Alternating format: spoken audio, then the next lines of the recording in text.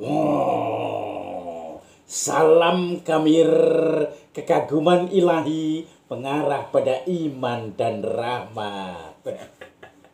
Oh, saudara-saudari yang terkasih, saya memakai topeng macan atau harimau. Topengnya orang-orang Sunda Wiwitan karena di situ simbol dari Siliwangi. Saudara-saudari yang terkasih, topeng juga dikenal di Cirebon. Topeng Cirebon itu sangat terkenal di sana. Seni. Suatu saat saya diminta oleh Romo Budi Susanto, seorang dosen dari antropologi budaya di Sanata Dharma.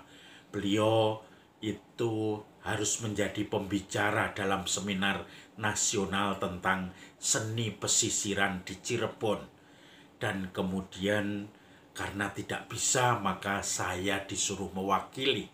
Waktu itu saya bertugas di Wisma Mahasiswa Surakarta atau Solo. Dan saya harus menyiapkan semua itu. Romo Budi sudah membuat makalah, tetapi saya studi khusus untuk atau penelitian untuk mempersiapkan itu. Kenapa ada banyak topeng Cirebon yang bagus-bagus dikoleksi oleh Mangkunegaran atau Puro Mangkunegaran? Pertanyaan yang sungguh menggelitik.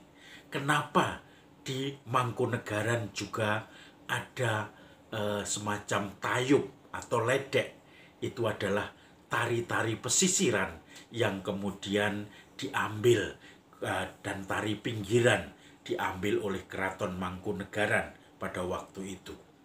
Ternyata Gusti Pangeran Mangkunegoro yang keenam, saya lupa keenam atau keempat, kelihatannya keenam, itu sangat prospektif, kaya secara materi karena mempunyai pabrik gula di mana-mana. Wonogiri, di Solo, di Klaten, di beberapa tempat Karanganyar itu menggalakkan pabrik gula. Maka dia menjadi selain sebagai pengageng Puro Mangkunegaran, raja, sekaligus dia juga sebagai pengusaha. Maka dia mempunyai banyak modal uang. Maka seni-seni di daerah lain yang kualitasnya tinggi dimasukkan di dalam museumnya, di dalam koleksinya. Maka banyak seniman-seniman topeng yang membuat topeng dan mempunyai kualitas bagus, akhirnya dibeli oleh Puro Mangkunegaran ini, pembesar-pembesar di Mangkunegaran, dan dimasukkan di sana. Dan ledek, tari-tarian yang sebetulnya vulgar di daerah pantai atau di petani-petani, khususnya di Pantura itu pantai, ada lengger, ada yaitu ledek, ada ronggeng dan seterusnya. Tetapi kemudian akhirnya di keraton itu bisa bertahan karena mempunyai banyak penyesuaian. Misalnya pakaiannya yang kemben biasanya hanya seperti ini, menutupi payudara. Di keraton harus penuh bajunya untuk penarinya. Dan juga kalau di masyarakat tarinya menghadap kemana bebas, tetapi kalau di keraton tidak boleh membelakangi raja ketika raja menonton ledek itu. Kemudian juga ada sejarah, ternyata Pangeran Sambernyowo itu Mangkunegoro yang pertama itu ketika berperang melawan Belanda, pada waktu itu juga mempunyai strategi ledek. Jadi ada pasukan ledek yang bermain dengan erotismenya. Banyak masyarakat yang berbondong-bondong mengikuti ledek ini karena tertarik. Kemudian pelan-pelan ledek ini mendekati tangsi Belanda. Maka kemudian ada satu dua yang provokatif menyerang tangsi Belanda. Maka masyarakat akhirnya ikut, yang tadinya hanya ingin nonton ledek, ternyata dia juga harus menyerang atau terlibat dalam konflik dengan Belanda di tangsi-tangsi atau penjagaan-penjagaan Belanda. Maka sebetulnya Ledek ini menjadi salah satu pasukan dari Mangkunegoro atau Pangeran Sambernyowo, yaitu dalam perjuangannya. Sejauh saya baca, saya teliti, saya wawancara dengan beberapa orang. Nah, saudara-saudari yang terkasih, tetapi tentu saja karena saya mewakili Romo Budi, saya tidak bisa jauh-jauh dari apa yang disampaikan Romo Budi. Saya sadar ternyata yang menjadi pembicara itu Link Ford Foundation. Kelihatannya mereka banyak anggota-anggota dari Ford Foundation, termasuk Romo Budi sebetulnya linknya dia anggota juga Ford Foundation itu. Maka saya tentu saja menjaga itu semua yang menjadi tugas saya sebagai utusan, sebagai pengganti Romo Budi, yaitu kehadiran Romo Budi sendiri.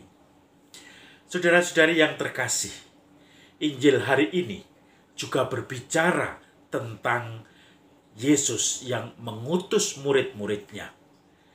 Yesus mengutus 12 muridnya untuk menyembuhkan orang sakit, membangkitkan orang mati, mentahirkan orang kusta, mengusir setan-setan. Kamu telah menerima dengan cuma-cuma, maka hendaknya kamu melakukannya juga dengan cuma-cuma. Jangan kamu membawa apapun dalam perjalanan untuk pewartaan ini selama perutusan, karena kamu semua sudah kamu harus sungguh-sungguh tergantung kepada yang mengutus kamu, yaitu Tuhan sendiri. Maka silahkan, jangan membawa tongkat, jangan menyimpang, bahkan jangan memberi salam dalam perjalanan. Kalau kamu masuk ke suatu rumah, tinggallah di rumah itu. Dan kamu sampai kamu pergi berangkat dari rumah itu ke tempat lain. Dan makan minumlah di situ. Karena kamu layak mendapatkan upahnya. Dan kalau kamu masuk rumah, ingat, berilah salam. Kalau salammu itu, damaimu itu, ada orang yang layak menerimanya di rumah itu, maka dia akan mendapatkan salammu itu, damaimu. Tetapi kalau tidak, dia akan kembali kepadamu. Kalau kamu masuk suatu kota, tinggallah di situ sampai kamu pergi dari situ, makan dan minumlah. Tetapi kalau kamu ditolak di suatu kota, kebaskanlah debumu, kebaskanlah debu di kakimu, dan tinggalkanlah rumah itu. Karena kamu tahu, Sodom dan Gomora pun akan lebih ringan tanggungannya daripada kota itu. Maka saudara-saudari yang terkasih, bagaimana utusan itu, seorang murid yang diutus Yesus, 12 murid itu membawakan Yesus sendiri di dalam pewartaannya, di dalam perutusannya itu. Apa yang menjadi simbol kedatangan Yesus itu? Yaitu menyembuhkan orang sakit, mengusir setan, mentahirkan orang kusta, mengusir setan-setan. Dan di situ semua akan ada hasil-hasil karya Tuhan Yesus sendiri. Maka saudara-saudari yang terkasih, kita diharapkan untuk membawa tanda-tanda kehadiran Yesus, kehadiran Tuhan di mana-mana. Ketika ada cinta kasih, ketika ada pengampunan, ketika ada suatu kerelaan hati, kebesaran hati, ketika ada kemurahan hati, ketika ada kerahiman, disitulah kita membawa Yesus yang kita hadirkan di tengah-tengah masyarakat. Saudara-saudari yang terkasih, saya mempunyai teman yang selalu masuk di dalam kegiatan di kampungnya. Tidak hanya di gereja tetapi juga di kampungnya. Dia menjadi simbol kehadiran orang-orang yang baik hati. Karena setiap kali tugas di satu tempat, dia kemudian mendapatkan tanggung jawab yang besar. Tidak hanya di gereja tetapi juga di masyarakat, di RT-nya, kemudian menjadi ketua RW, dari bendahara RT. Kemudian akhirnya sebagai Pak RW, dia tentu saja menaungi beberapa anggota RW-nya. Dan di situ selalu menjadi panutan, menjadi rujukan bagi setiap orang untuk minta masukan dan nasihat, untuk melaporkan segala masalah-masalah yang ada di tengah-tengah masyarakat. Tetapi di gereja rupanya dia juga mokoi dengan segala keahliannya di dalam IT. Dia selalu juga memberikan bantuan-bantuan untuk OMK, juga bantuan untuk pengurus DPP dalam Dewan Pastoral itu. Dan ini kemudian dia selalu lakukan. Dia selalu tanpa sadar dipilih baik oleh gereja maupun oleh masyarakat. Karena keaktifan dia, karena kemurahan hati dia, karena kerahiman dia yang selalu tersenyum, memaafkan, yang selalu memberikan kesempatan bagi orang lain untuk mengungkapkan dirinya.